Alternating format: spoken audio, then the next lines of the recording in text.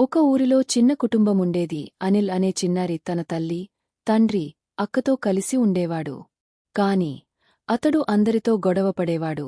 కుటుంబంలో అందరూ కలిసి ఉండటం ఎంత ముఖ్యమో తల్లిదండ్రుల మాట వినడు. ఒకసారి తండ్రి అన్నాడు, ఒక చిన్న ప్రయోగం చేద్దామా అనిల్? అనిల్ అంగీకరించాడు. తండ్రి 3 కర్రలు తీసుకుని ఒక్కోదాన్ని అనిల్ చేతికి ఇచ్చాడు. ఇవి ఒక్కొక్కటిగా విరచిచూడు అన్నాడు. అనిల్ ఒక కర్ర తేలిగ్గా విరిచేశాడు. రెండవదాన్ని కూడా. ఇప్పుడు తండ్రి 3 ఒకచోట చుట్టి ఇచ్చాడు. ఇప్పుడివి కలిసి ఉన్నప్పుడు విరచిచూడు అన్నాడు. అనిల్ ఎంత ప్రయత్నించినా విరగలేదు. తండ్రి నవ్వుతూ అన్నాడు, ఇలా మన కుటుంబం కూడా కలిసుండాలి. వేరువేరుగా ఉన్నప్పుడు బలహీనమవుతాం. కలిసి ఉన్నప్పుడు మన బలం ఎవరూ చించలేరు. అనిల్ ఆ రోజు నుండి మారిపోయాడు.